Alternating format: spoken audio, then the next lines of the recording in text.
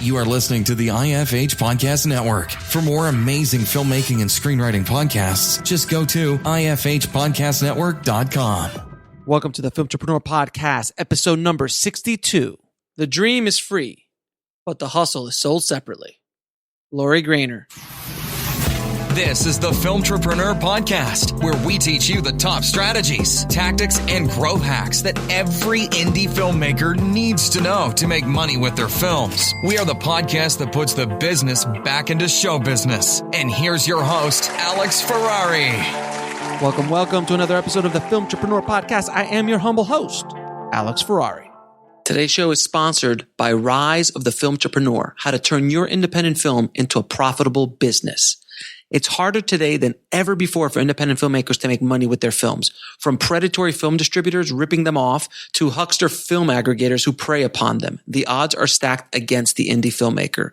The old distribution model of making money with your film is broken, and there needs to be a change.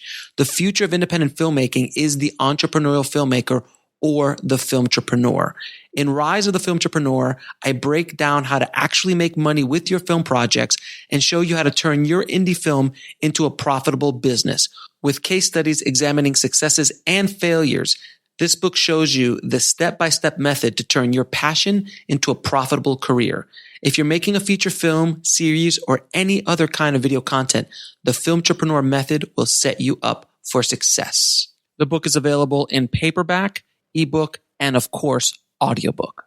If you want to order it, just head over to www.filmbizbook.com. That's filmbizbook.com. Before we get started, guys, I set up a special link to help people affected by the coronavirus, and you can donate to Feed America. There is a lot of people in need out there, and Feed America is a great organization, and they're helping millions of people on a daily basis, and they also need your help. If you want to donate even $5, $10, it goes a long way. Head over to indiefilmhustle.com/help. Now here at Filmtrepreneur, I'm all about making the most out of what you've got. And shooting in one location is definitely one of those skills that we all need to do if we're going to do a low budget, micro budget, or no budget feature film. How do you make a house look interesting throughout an entire movie without it just looking like master shot theater or you're shooting a play? Well, today's guest is Michael Williams, who just directed an amazing horror movie called The Atoning. And this movie takes place completely in one house. And the way he shot it was very visually stimulating. It kept the story going and kept my eyes going. And I wanted to have him on the show so he can kind of share his secret sauce on how he went about shooting a very low budget horror movie all within one house. So without any further ado, here is my conversation with Michael Williams. And I'd like to welcome to the show Michael Williams, man. Thank you so much for doing the show. No problem. Thanks for having me. Thanks, man. So I always like to get an origin story of any of our guests. So how did you get into this crazy business we like to call the film biz? Well, I always loved movies. I was really into Tim Burton films growing up. Beetlejuice was my first ever favorite film, but also loved Indiana Jones and that kind of thing. So originally I was going to be an archaeologist because I was obsessed with history and old ancient stories and things like that. Mm-hmm. And then once Lord of the Rings came out, I was wanting to do special effects. I was like, God, that's so awesome. Mm-hmm. But then all of that I realized really led to I like seeing films that take you to a place and time that you can't experience elsewhere. You can't go back to the Titanic era, but I can watch Titanic and kind of feel like what those people felt like. So when I started realizing that and how much I just like the creative world, kind of transitioned into making films so I could explore stories that are either historical or things that I couldn't experience elsewhere. And that happened all around my junior, senior year of high school. And I was doing really just silly videos with my youth group friends in school. And that was before YouTube was really a thing. So we were shooting on high-8 cameras, and I would get them on DVD, which was really, really hard back then, and then show them to the youth group. And we were doing just really stupid videos using copyrighted music, just like putting them on these high-8 videos. And then once I realized there was film festivals in Mississippi, someone encouraged me to submit to the Tupelo Film Festival. So I made a film that had a music that was written by a local person and made a little kind of music video and got it into a film festival. And at that festival, I met my college professor who told me I should go to school for film. So I transferred from Mississippi State to Southern Miss at that time. Mm-hmm. And then also I met the lady who gave me my very first film job as a camera assistant. So 2 years later, she hired me as a camera assistant, kind of threw me into it. And I was going to be a PA at first. And then they said, we need a camera assistant. And I was like, sure. And then they kind of had a week-long, I guess, I got with the DP a week before, and he kind of showed me what it really meant to be a AC and focus puller, and kind of threw me into that. And that's kind of where it led me to today. So I always tell people film festivals is a huge, huge avenue for figuring out what you're going to do and meet people who can help you do it. Now so you basically came up through the camera department. Right. Yeah. I started as a camera assistant. And then once, a few years into that, I started DPing smaller gig things, and now I'm mostly just DP. Okay, great. So that's what pays the bills, basically, is DPing. Not as much as I would like. Wedding videos. I have a video and photography business. So okay. Since 2010, I've had a video and photography business doing weddings, commercials, headshots, that kind of thing. Mm-hmm. But I closed my actual storefront, 2015 or 16. Mm-hmm. I can't remember. It was one of those years I closed it. And so since then, I've been trying to move to film full time, but I still work out at home doing weddings and things like that to fill in the spaces, but working towards film full time. Great. So then you've got a way to sustain yourself while you're chasing the dream. Oh yeah, definitely. That's a big thing that a lot of filmmakers don't get that. Yeah, you got to make money. I mean, you can live frugally and you can make movies frugally, but you still got to have money to do both of those. Something, at least. Yeah, at least. Or if not your money, somebody else's money. True. Exactly. So you got your second feature is called The Atoning. Right. And I saw the trailer for it. It looks scary as hell. It was shot in just 12 days? Yeah, they're pretty swift days. Yeah, they're pretty quick ones. Okay, and then did you do it all 12 days in a row? We had 6 days and an off day, then 6 days. Got it. So then what made you want to do a film in one location like this, and do it so quickly? Well, my previous feature was called Ausland, and I can't even name the number or count the number of locations we had because it was a post-apocalyptic drama about two wayfarers wandering post-apocalyptic Kansas when they find a book. They found the actual book, The Wizard of Oz, and begin to think that it's real. So we drove to Kansas, filmed 3.5 days and a bunch of locations, came back to Mississippi and filmed all over Mississippi, sometimes 4 locations, 5 locations a day, very guerrilla style. Right. So that film was very dirty, hot, dusty, so many locations, so many decrepit locations that I was like, okay, the next film's going to be simpler. It's going to be in one location. Plus we were trying to, make a horror film on a budget. And so I knew that we could do Ausland that way because of the way we shot it. But if we were going to shoot a film in 12 days and have a bigger crew, we really need to be more centralized. And I really wanted the comfort of being in a place with actual electricity and air conditioning and that kind of thing. So that kind of all is, I told myself I wasn't going to make another dirty, dusty outdoor movie. And the next one was going to be different. And now I think I may go back to an outdoor winter movie next, so I'm going to kind of swap it up. So no more Mad Max for you is what you're saying? Right. Yeah. Not for a while. Okay. No problem.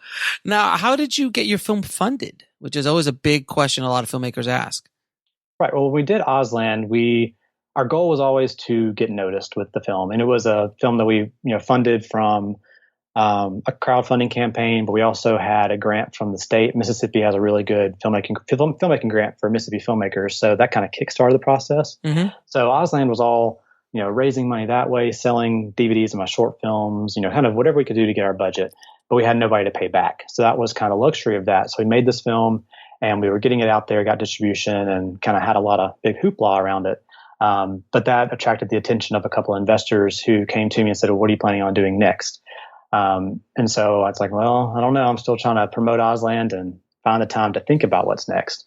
And so Michael was one of those producers who saw Ausland and was very impressed and said, well, he always tells me, well, if you can do it for that amount of money, we should make 5 of those a year. And I was like, there's no way I could do 5 movies a year, but I like your enthusiasm. So we got together and we were developing a different project, I guess earlier the year before, but then we kind of switched gears. So let's do a really small horror film for this amount of money. If we can do it for this amount, we can, definitely get our money back and get a couple other investors on board. So he brought in another producer, Dan Wood, who also came in as a producer and investor. And so we had 3 investors total who came in, gave us our budget and let us do it. So, I didn't want to do crowdfunding again because we did that with Auslan, and that was such a community effort, and I had to ask so many favors. And so I was so thankful for that. And I kept telling people, Auslan's going to be the film that will make us not have to do that again. I don't want to do it again. So we ended up being lucky that that's what happened. We made Auslan, we impressed people. We showed people what we could do with a little bit of money and said, hey, if you give us a little bit more, we can do something even better. And that's kind of how we went around funding it. Very cool. Now, what as a DP, how do you keep the image interesting just shooting one location? Because I mean, it's an hour and a half in one place. So what did you do to make it really interesting? That was a fun challenge because like with Auslan, it was so easy because every location was new. Every location had its own aesthetic. But with the Atoning, we were stuck in this house. The entire film never left it. But we utilized every single room and every single, camera angle. So we shot in the Blackmagic, which was a great film for its size and its, convenience. Mm-hmm. And we maximized whatever angle we could get. I got into corners, got on ladders, and every scene was structured so that we would only use, even if we're in that same room again, we wouldn't see it in the same way. In particular, Sam's room, the little boy in the film, his room was the room that I hated the most because we spent so much time in there that it did get hard to figure out how to make this room interesting for the sixth time. Mm-hmm. But we kind of, when we were going through our shots list and figuring out how we were going to shoot it, we're like, well, okay, what is the scene really about? How can we approach it? So some scenes are just one shot, or some scenes are, a lot of shots. So we try to figure out what was the key point of that scene and how do we want to see it visually, and then work that into that room so that it felt new every time we were in that room. Very cool. And you did basically the same thing. You rinsed, repeated for every other location, every other scene you had in the movie. Right. Yeah. So I kept some scenes, very simplistic, but then some scenes were more involved when they needed more coverage, and things got a little more as the film gets a bit more into the story and things start turning on end and getting a little more fantastic and things like that. That's when the camera angles start changing or getting a little more drastic. So earlier in the film, it's a little more stale and static, and then kind of revamping it and bringing more life into it later on in the story to keep you interested. So I'm going to geek out a little bit now. You shot with the Blackmagic. You shot with the 4K cinema? Right. Mm-hmm. Now, what was your experience with the camera as far as workflow? Did you shoot RAW? Did you shoot ProRes? We did ProRes just because the RAW was going to be too much of a burden on our DIT department, mm-hmm. which was basically just me at the end of the day.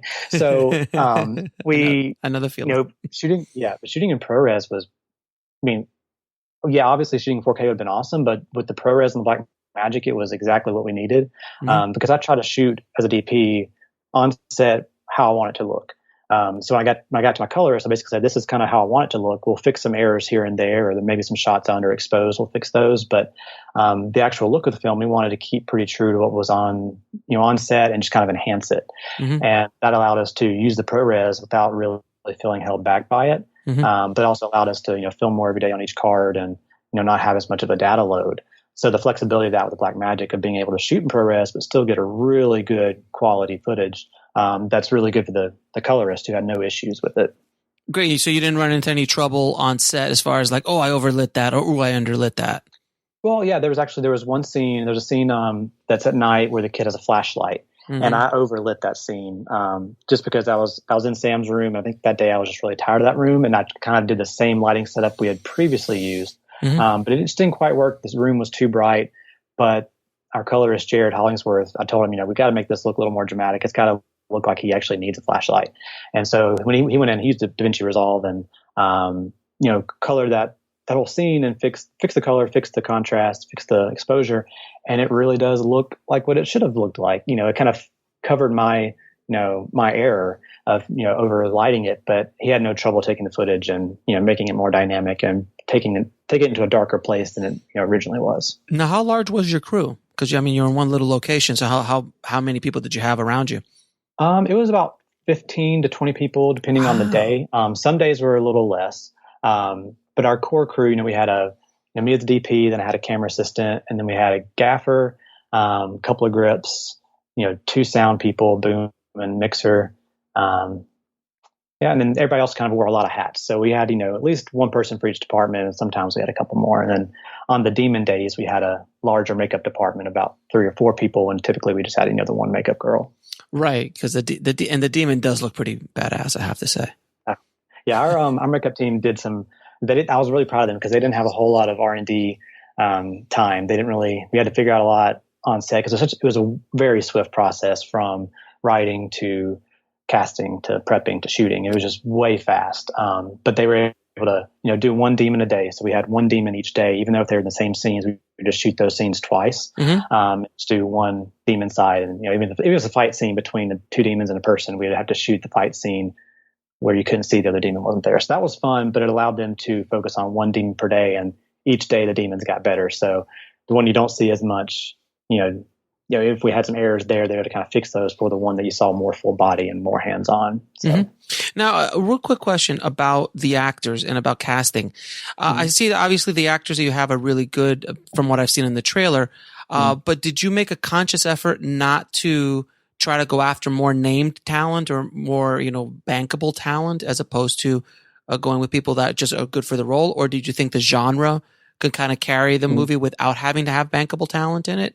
Just curious. Right. Yeah, that's something that I always struggle with because people, you'll talk to people who say you have to have a name, you have to have a bankable talent. And I think that's true to some extent, depending on what your budget is. But when you're a super, limited, low budget film, you can't afford to do that. And I think you sacrifice stuff. You sacrifice what you can pay your crew, how much money you have on set for food or housing. Like you have to kind of pick your battles. And I think, if you're going to put all your money into a named person, it's got to be somebody is going to get you distribution and that sort of thing. And that's not something you can always say, yes, that's going to happen. But I know films that, from my last film being distributed and other films that were distributed at the same time, I was like, this film did fairly well without a named person. And so being that it is a horror film, I kind of, me and the producers, we talked about that, but I was like, if it's a horror film, it's a genre film, no one's going to really care who's in it, especially if there's a good cover art, which we're going to be in Redbox. And that was something that our distributor, all the distributors you talked to said, you're probably not going to, get into Redbox. You don't have a name, you do have the horror angle, but it's just really hard to get into Redbox. But we did, and they bought 20,000 copies. So it's nice. That's like a pretty big thing. We're actually announcing it tonight. So I'm pretty excited. We're going to go to Redbox locations live and tell people because we haven't been able to tell anybody yet. But it's, something that we didn't think would happen. But when it did happen, it kind of reaffirmed that, yes, we didn't have named talent, but we had quality talent.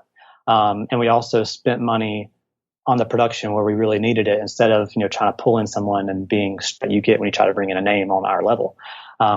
So what when we were doing casting, me and Michael Core did the casting. We were kind of talking about, we really want people who write for the role. And we did look at, kind of people's star meters and that kind of thing. But that really didn't factor in because the actors we chose were, like Sam, the child actor. He hasn't done a whole lot, but I've known him personally since he was in a short film of mine in 2000. I can't remember when it was, but it was a while back. And so I just knew he was really good for it. And our producers were kind of worried that, this kid kind of has to carry the movie. He has to be good. And like, he is, I promise.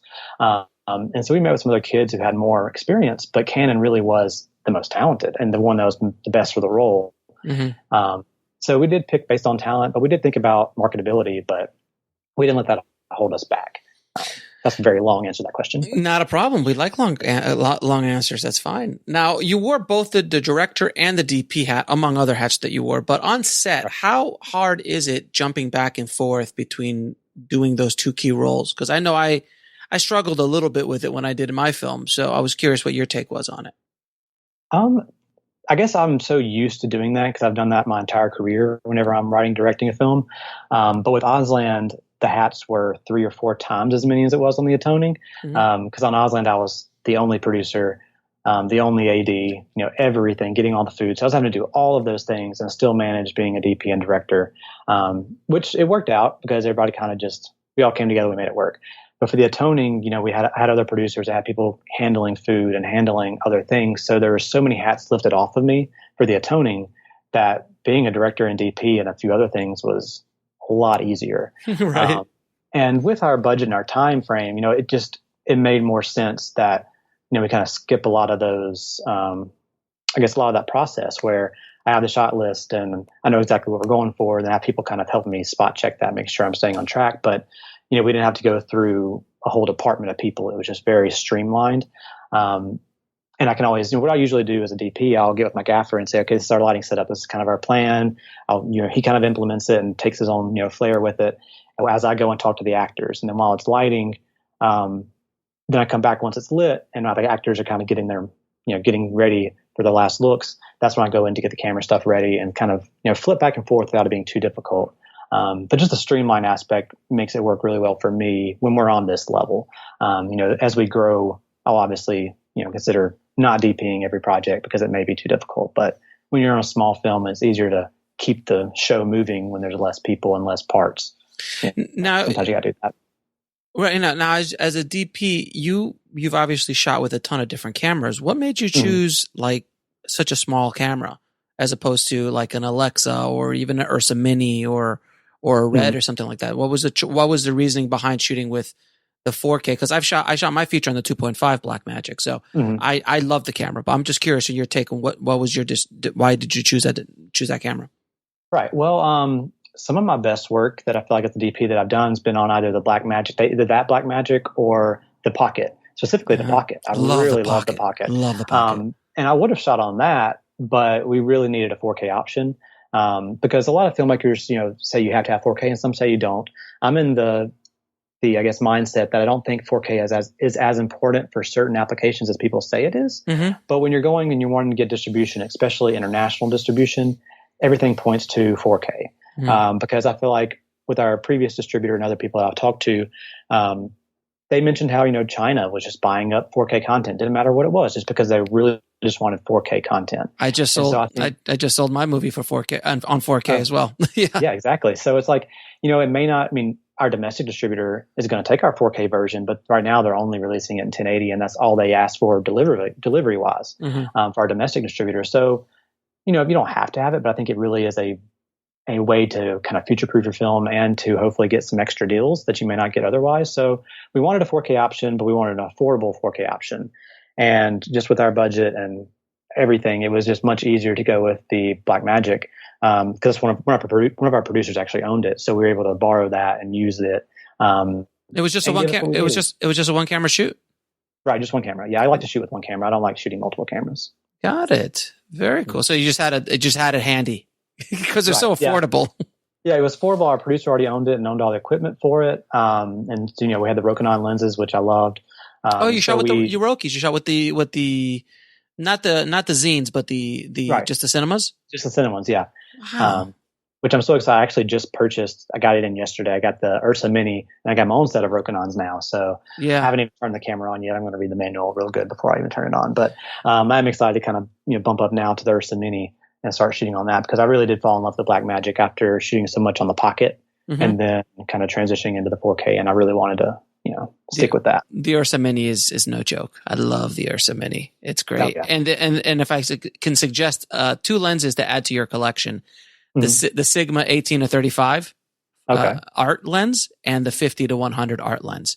They're photo lenses, but on the Ursa, on any of the Blackmagics, they are stunning. Just stunning. And they're fairly affordable for what they are, Right. So basically with those two lenses, you could go out and run. And when I shot my movie, I shot with the 18-35 and then also a set of Rokies. How fast are those? 1.8. Oh, it's really fast. For a zoom, that's really nice. Oh, they're gorgeous, man. They're both those lenses. And the 50-100 is, come on. It's ridiculous. You get a nice little, I'm sorry, audience, that we're geeking out here for a second, but you could also get your little follow focus, pop out on, the gears and you're off and running. They're gorgeous. So they're great lenses. I shot most of the movie on the 18-35 on my movie. And then also just jumped to like the wide Rokies or the 85 or something like that on the Rokinons, which is really, really nice. So nice set to think about since you now have the Ursa Mini as well. Oh yeah. Well, I'm slowly going to start building the package. I just got to take it in steps. Absolutely. When you're an indie filmmaker and you're hustling, you got to take the steps. Oh, brother. I know, man. I know. Every little thing buys that next little piece of gear, and hopefully that next piece of gear gets you that next job, and so on and so on and so on. So I know I'm an editor and a director as well. So can you discuss a little bit of the pros and cons of editing your own work? Because I'm on the fence sometimes. Right. Well, when I was editing Ausland, it was the only option because of our budget and just, we shot on a DSLR, so it wasn't anything too difficult. But going into the Atoning, with our budget still, I still had to edit it, and I did the sound design, but I had a friend who did the 5.1 mix because that's something I obviously can't tackle. And also I wanted to make sure we had a good colorist. So Jared Hollingsworth came on as our colorist, but he did way more than just be a colorist. He kind of did all our final outs and online editor as well. Yeah. Mm-hmm. So he did a lot of stuff for me that, because when we got to the delivery process, I was a bit overwhelmed, just because the delivery process from Auslan to this one was so much more in depth, especially internationally. And so Jared, he is a editor at heart and also a colorist. So he understood all that stuff and he helped me troubleshoot it. And so, whenever I branch away from editing, he's kind of my go-to guy now. But also it was really great working with him as an editor because he understood what I was trying to do as an editor, but also he understood how I could make him better or give me some good advice and also take the coloring and, do a great job with it. But back to what I think is why it's important to direct or to edit as a director. I wouldn't say it's important that you always have to do it. But when you can do it, I think it's great to help troubleshoot the story because there's so many things in the story that I think if I had to try to dictate to someone, I couldn't actually do it in a way that would have been effective. Because some days there were just scenes that weren't working based on a couple of different, a couple of different issues. So I was having to sit down and just figure it out. And I can't explain how I figured it out because I was just having to do it and make it work, but also mold things in ways that I didn't even anticipate. So I guess there's a way that there's a little more of my voice in the edit than it would have been had someone else edited it. But someone else's voice would have, been put into the project if they edited it. And so I think that's something I do want to learn. I want to learn how to get away from editing and trust someone else to do it and to find that same voice or, make that voice even better. But also I really love being able to edit too, because that's kind of after production, I'm so worn out that all I want to do is just sit in front of a computer and take my time figuring out how to make it. And then whenever things do work, kind of having that moment of, oh, that feels good. That worked. So it's kind of part of the process I love, but also I hate the technical aspect of it. I like the creative, but I hate the technical. The one area of editing your own stuff, I agree with everything you said. The one area I find, and I've been editing 20 years now, so I've edited almost everything I've ever shot. And the only time it gets a little dicey is when you were on set and it took you 4 hours to get that shot. And you won't cut it out because it took you 4 hours to get it. And it's a really tough place to be. And it takes a few passes of notes before someone goes, dude, that shot just doesn't work. I'm like, I know, but it took me 4 or 5 hours to shoot it. So exactly. Do you agree with that? Oh, yeah. And that was a big learning lesson I had on Auslan. Because Auslan was a pretty epic story. And the original cut was 2 hours and 5 minutes. And so I was like, that's not going to work. And so I trimmed it down to 1 hour and 57 minutes. And that's what we screened at festivals, and that's what we had our local premiere for, and that's what we originally sent our distributor. But our distributor was like, that's fine, you can distribute it like that if you want, but you'll get more out of it if you chop 10 minutes out. And I was like, there's no way I can do that. This is my baby.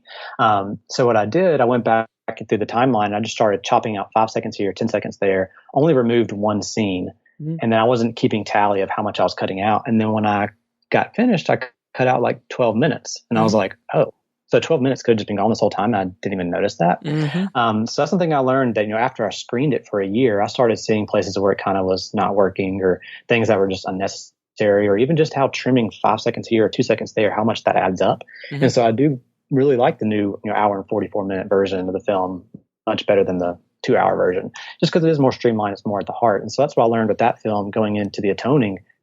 I wanted it to be 1.5 hours. I wrote it to be 1.5 hours, and I was like, we're going to shoot it to be 1.5 hours. And it ended up being 89 minutes. So we kind of got our goal there, but I also wanted to make sure the pace was good. And I cut out a lot of things that I liked.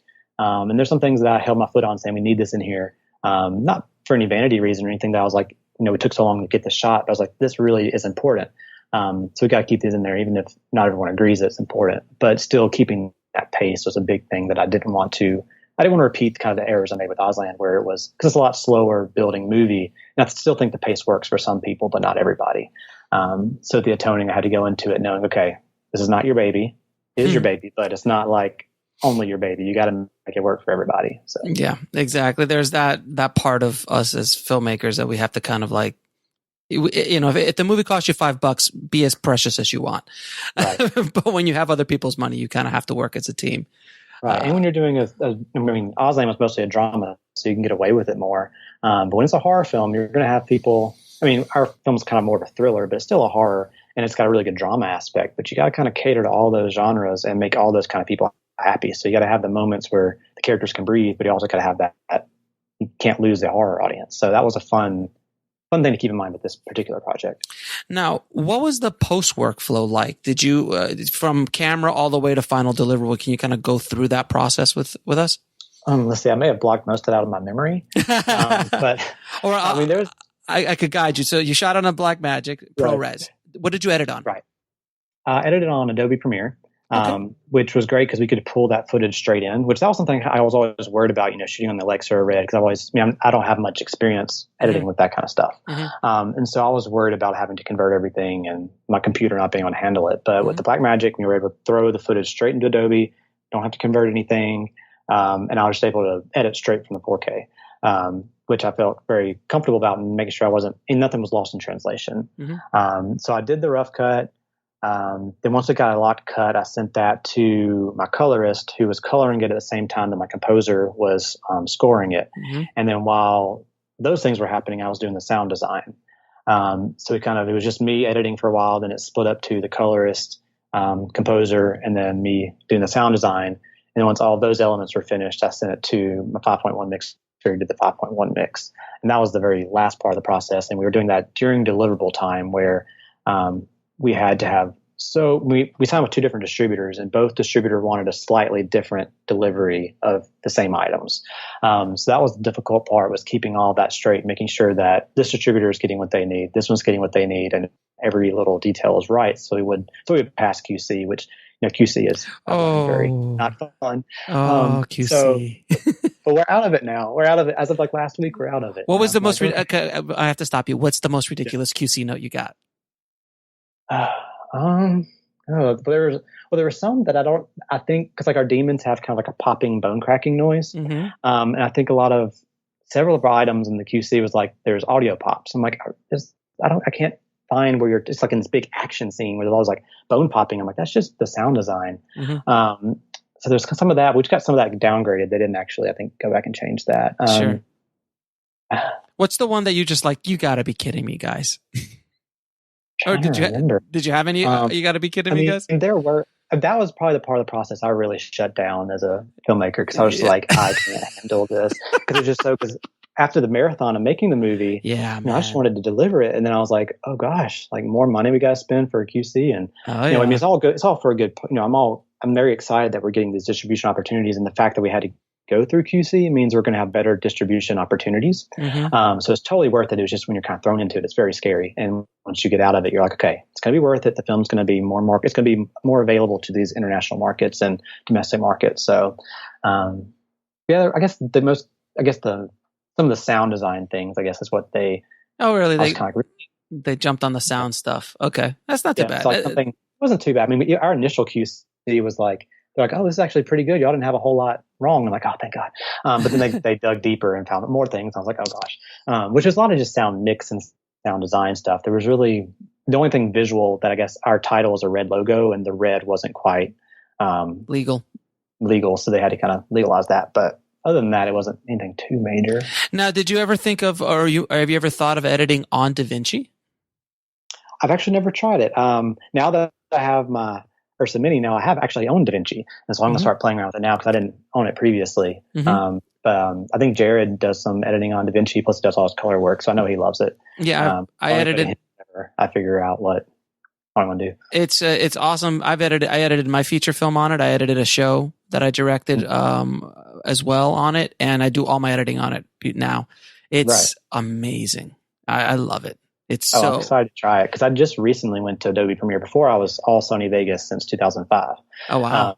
And so once I was like, okay, I've got to get. I love Sony Vegas. It was great for what it is, and I still use it for small projects every once in a while when I need to do something quick, because I know how it works. I loved Adobe Premiere, but I'm not stuck to it yet. So I'm excited to try DaVinci and see if it I was a Final Cut guy. Final Cut 7 guy forever, and I just refused to jump to X, and finally got to a point where I'm like, I need to jump on something else, man. This is just too slow now, and I'm like, well, I've been a colorist for a long time. Let me just jump on this Da Vinci because there's this edit tab. Yeah. And I just started literally on my feature. I just kind of threw it in there and started editing it raw because I shot my film raw on the 245, and it was so amazing. I was like, this is awesome. This is awesome. And just if you can simplify that workflow, I'm sure that's just a huge part of it. Yep. There's no round tripping. There's no, this didn't connect. Nothing. It just all works. And if you're working in the Blackmagic ecosystem, it's heaven. Heaven. Oh, I bet. So and by the way, what made you go with Gravitas as your distributor? Because I've had Gravitas on the show before. They're a really good distribution company. I was just curious what your thoughts on were. Well, we went through a pretty long process of talking to, 8-10 different companies that all had their, pros and cons, but everyone was very excited about the project.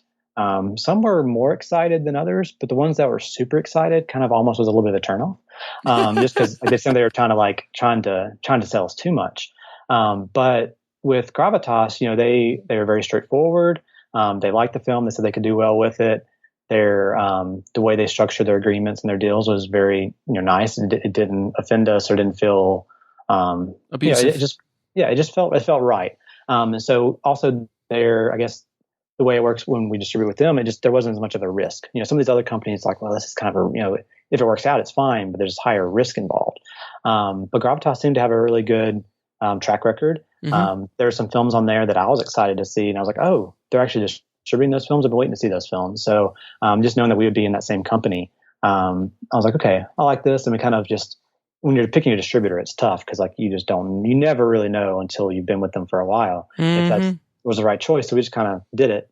And now, the film hasn't even come out yet, but I already feel like we made the right choice because they pushed the film to Redbox and got us in Redbox, which they were very upfront with us. They said that probably won't happen or don't count on it. They didn't get our hopes up, but they still did their diligence of pitching it to them and giving it a try. And now they're doing that with other companies and other things. So I feel like they work hard. There's a big group of people who are very helpful. And even just like the other day when our iTunes listing went up, there's a couple of errors, and within 24 hours they had them fixed and let me send in new artwork, and they had artwork up in like less than 24 hours. So like just being able to like talk to them and say you have an issue and then get back with you pretty quickly and resolve things pretty quickly has been really nice. That's awesome. Now, what advice would you give a filmmaker wanting to make their first feature film? I would say make sure you're passionate about whatever the story is, but keep in mind how marketable it is. So if you're making a film that you want to get distributed, think about the genre and how it's going to be marketable, but find your own voice for that. Don't just do a rehash. If you're going to do a horror thriller, but find out how it can be something that you're passionate about and that you really enjoy, because it's going to be a hard process and you got to love it. Ausland was super hard, but we all loved the story and the project so much that it made it all worth it. So you really got to love what you're doing, but be mindful about the business side too. Don't get too wrapped up into your art project, and make sure it's something that you can market, and look for those opportunities. Do festivals. You gotta push. Like Ausland was a 3-year hustle with trying to get it out there, get it to festivals, and try everything possible. Did that get distributed? Yeah, it distributed. We had a 1-week theatrical premiere in Hollywood in 2015, and we released on video on demand at the same time. So it's been out for 2 years. Okay. And did you do well with that movie? Did you break even? Oh yeah. Okay. We actually broke even before we ever distributed, just by doing our own screening tour. So we did our local premiere, and then I screened it in about 6 cities around our region and sold merchandise and that kind of thing. So selling t-shirts, posters, soundtracks. So all of that allowed us to break even. Then we put that back into the film to, get it ready for distribution and do the Hollywood premiere and all that kind of stuff. And so since it's been distributed, it's had its ups and downs each quarter, but it's making money. It's been making money every quarter. But it's just a hard sell, which is one thing I learned, that, yes, it's a post-apocalyptic science fiction film, but really it's a drama about 2 characters, and a very, very profound drama between 2 characters. It's like a character study. So it has that Wizard of Oz angle, but it's a lot more than that. And it's a pretty deep story. So people who love a good character drama, or, they want to really dig deep into something, or they want really pretty visuals and music, that's kind of what Ausland's for. But going into the Atoning, I knew we had to make something that was a bit more marketable. And I think if, the Atoning does well, Ausland will do better too. So I'm still have hope that Ausland is going to find its audience. Now, let me ask you. It has found its audience. So let me ask you about Ausland a little bit. With because I always preach constantly on the show and on the website about creating multiple revenue streams, and that your movie is just a lot of times a big marketing for other revenue streams. And seems like you kind of did that a little bit with Auslan. So can you just dive in a little bit about what you did, how you did it, and how you were able to generate different revenue, specifically with what kind of products, what was your experience doing this little tour, all that kind of stuff?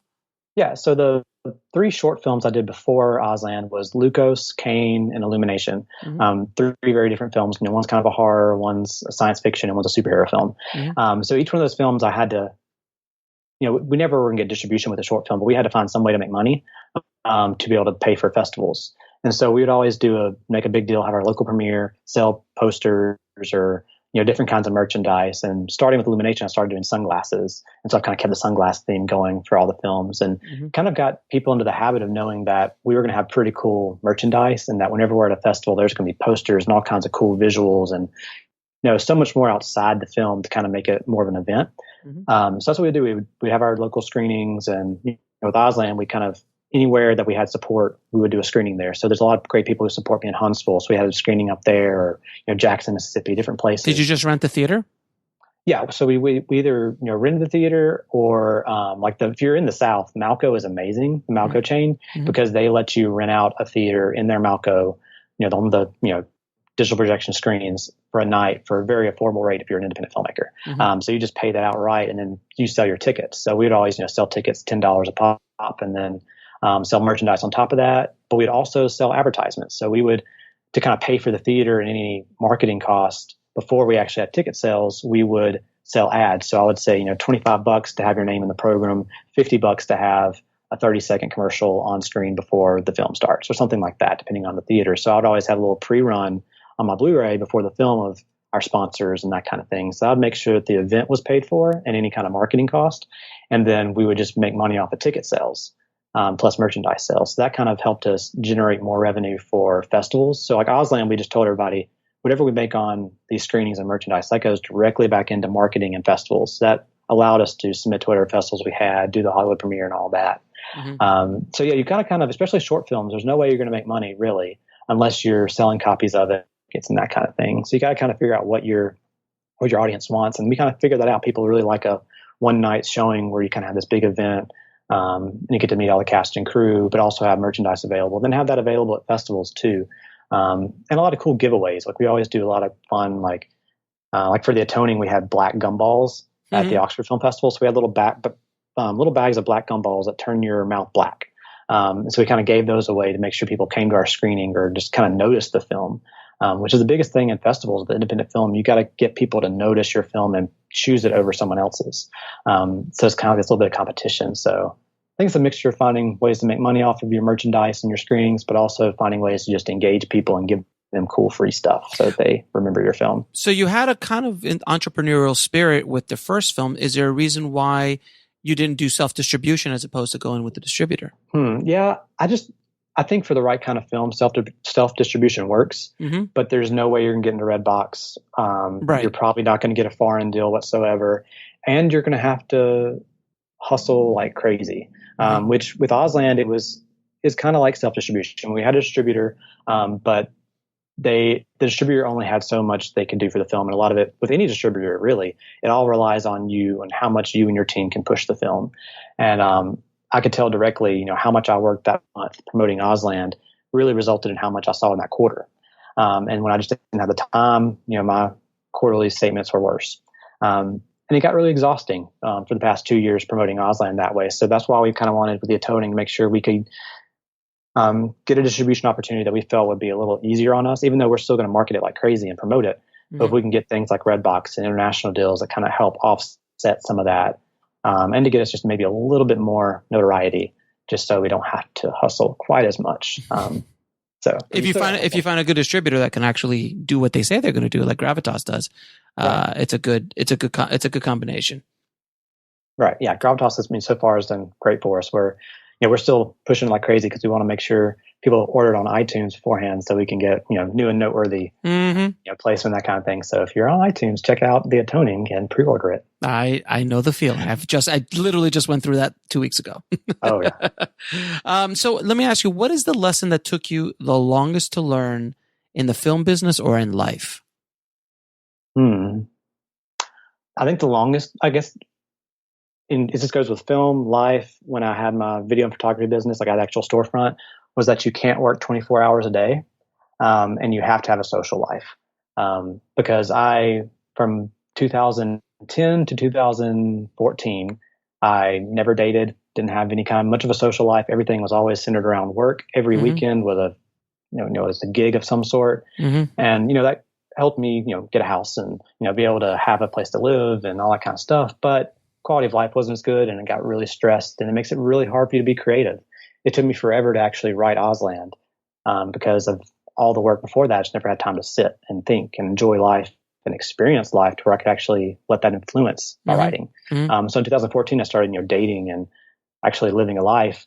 And then that made this film that I wrote, because I had a breakup at that time. So I actually had this life experience that I funneled into this film called Antler that I have written that I want to make at some point.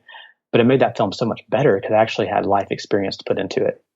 And a lot of what was in Ausland was some of the, like, I guess, me wishing I had those life experiences and talking about, and kind of what I was writing into that film was kind of my own experience of, there's a character in there called Emery, and he wants to know what love feels like and what it means to actually have love, but he doesn't understand what love is because he's kind of in this post-apocalyptic world with no real frame of reference. So that was kind of me saying, I've never actually dated. I'm not I'm gay. And so at that point I was in the closet, so I wasn't allowing myself to live and be myself, and kind of was burying it in my writing. But now that I'm out of that, I'm actually, in a good relationship and have someone by my side helping me. It's like, wow, life is so much better. And the atoning I could not have survived the atoning process if it wasn't for Cody, my boyfriend, because he was there with me, making sure everything worked. And whenever I was going crazy and literally having like a panic attack, just because I was so stressed because it was such a quick process, he really helped me through that. And had I not done that, and I had not taken time to live and have a personal life and all that, I would have just been stuck working and been unhappy and probably not have made any real strides in my creativity. I wouldn't have actually been able to make things that I felt were worthwhile creatively. So yeah, you just gotta find time to live life and experience life and take time away from work. But then you also got to find time to sit and be still and be creative and get into that headspace. Balance is the key word. It's tough. Balance. It's not easy for us creatives. Without question. You can always be doing something, but sometimes you just got to say, not today. Yeah, I know. It's a struggle I go through on a daily basis. Now, what are 3 of your favorite films of all time? I hate that question. I know. Just 3 that come to your mind. Okay, well, Beetlejuice was my first ever favorite film. I probably was watching it when I was 5 years old, and it's the first film I ever remember seeing. So like, Beetlejuice is up there, but I can kind of tie with Edward Scissorhands if you're doing Tim Burton films. Nice. But outside of that, Black Swan is one of my favorite films. I think it's brilliant. It's a brilliant movie. I can't wait to see his new movie, Mother. I had no idea he was doing that until I saw a trailer and it said his name, and I was like, wait, he's doing this? So I was so excited. Oh gosh, I don't know. I mean, this is kind of a touchy one, but Titanic is one of my favorite movies of all time. People give it such a bad rap, but I think, I'm just so amazed at what they accomplished, and kind of the underdog story. Everybody thought it was going to fail, but it became, so popular to the point that people hate it because it's popular, because it made money. But I think it's brilliant, because when I watched that film, like, I remember where I was when I saw it. I was 5th grade with my parents, crying my eyes out. They almost took me out of the theater because they thought I couldn't handle it. But I was like, no, I'm watching this. So I cried the whole last hour. And now if I hear that little penny whistle thing, I just want to start crying. And so it affected me emotionally, but also it made me want to make movies, because I was like, I love everything they put into it, from the costume design to the special effects. Like, I just think it's an epic piece of filmmaking. But I mean, but there was room on the board for both of them. I don't understand why he had to die. Okay. I'll always defend this, because had he gotten on there, it would have been slightly submerged into the water, and they would have been somewhat in the water, freezing to death. So at least she was out of the water. So it looked like a pretty big piece of wood to me, but I'm just saying. True. Very cool. Now, where can people find you, your work, your company, and your film? Okay. Well, my social media handle is Shendopen, Shendopen. That's for my film company, Shendopen Films. But you can also check out Auslan, the film, on iTunes, Instagram, Amazon, all those places. But also The Atoning is on Instagram and Twitter as The Atoning Movie. It's on Facebook.com/The Atoning. And you can pre-order on iTunes right now, or go to Redbox and add it to your wish list, and all that fun stuff. I'll put it all on the show notes. Thank you so much, Michael, for being on the show, man. I really appreciate it. And good luck with the film. Oh, thank you so much. Thanks for having me. We all really need to learn these set of skills, man. To be able to shoot in one location or to make the location that you have the most visually stimulating location you can is invaluable to create extra production value in your low-budget movies. If you want to get links to anything we spoke about in this episode, head over to the show notes at filmtrepreneur.com/062. Now, guys, also, I am asking anyone in the tribe who has read Rise of the Filmtrepreneur to please go to Amazon or Audible and leave a review for the book. It would really help the book out a lot and to get it into more and more filmmakers' hands. So if you can, just head over to filmbizbook.com and you can click either to Audible or to Amazon, and please leave, hopefully, a good review for the book. Thank you so, so much. And that is it for this episode, guys. Thank you so much for listening. As always, be that filmtrepreneur. Stay safe out there, and I'll talk to you soon. Thanks for listening to the Filmtrepreneur podcast at filmtrepreneur.com.